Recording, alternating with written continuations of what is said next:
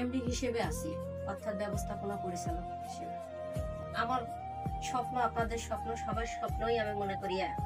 কিন্তু একটা স্বপ্নকে বাস্তবায়ন করতে গেলে অনেকের সহযোগিতার প্রয়োজন হয়। যেমন আপনারা এখানে অনেক আশা বা অনেক স্বপ্ন নিয়ে কিন্তু আসছেন, কিন্তু সেই স্বপ্নটাকে বাস্তবায়ন করতে গেলে অবশ্যই আপনাদেরকে আমাকে সহযোগিতা করতে হবে বা এই কোম্পানিকে সহযোগিতা করতে হবে।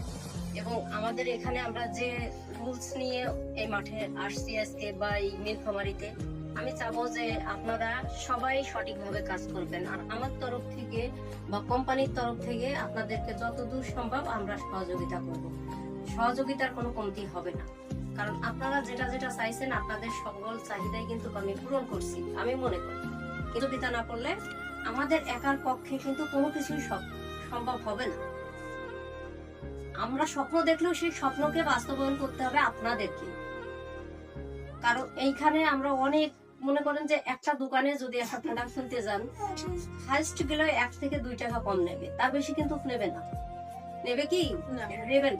তাহলে একটা সয়াবিন তেল যদি 190 টাকা হয়, তাহলে আপনি যদি 185 টাকায় দেন, তাহলে আপনার কাস্টমাররা কেন নেবে না বলেন? আপনি তো একটা ওয়ার্ডের মিনিমাম না হলেও 200, 500, 1000, 2000 পরিবারও থাকে না? তাই সেইখান থেকে আপনারা 200 পরিবার নিয়ে কাজ করবেন। 500-রও দরকার নেই, 1000-এরও দরকার নেই, শুধু 200 পরিবার নিয়ে কাজ করবেন। এবং ওই 200 পরিবারকে যে সুযোগ সুবিধাটা আপনারা দিবেন, মনে করেন যে ওই 200 ফ্যামিলির ভিতরে 30টা বাচ্চা আছে, যাদের মনে করেন প্রাইভেট কোচিং কিছু দেওয়ার মতো সামর্থ্য নেই তাদের পরিবারে, সেই বাচ্চাগুলোকে যদি আপনারা সপ্তাহে 4 দিন করে পুরো মাসে যদি এরকম সারা বছর ফ্রিতে তাদেরকে পড়ান, তাইলে ওই বাচ্চাগুলোর কি উপকার হবে না? তাইলে তারা সহযোগিতা পাচ্ছে, বাচ্চাদেরকে খাতা কলম দিচ্ছেন ফ্রি, তারপরে মনে করেন প্রোডাক্টটাও সর্বমূল্যে পাচ্ছে, ফ্রিতে কিছু শিক্ষা সেবা পাচ্ছে। আপনারা যদি সঠিকভাবে কাজগুলো করেন এবং তাদেরকে সেবাগুলো যদি সঠিকভাবেই দেন, তাহলে অবশ্যই এটাকে অনেক দূর আগিয়ে নিয়ে যাওয়া সম্ভব। আর মেন করে আপনাদের কাছে আমার একটা অনুরোধ, কেউ কখনো মাঠে ভুল কোনো ইনফরমেশন দিবেন না, যেটা সঠিক সেটাই বলবেন।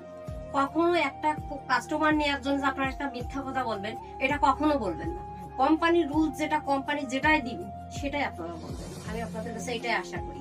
কখনো আমার কোনো স্টাফ যদি আপনাদের ফিল্ডে যায়, কখনো যেন কোনো লোক বলে না যে আপনার এই কর্মী এই কথা বলছে, এটা বলছে, আপনারা এরকম বলছেন কিন্তু এরকম ওয়াদা করছেন।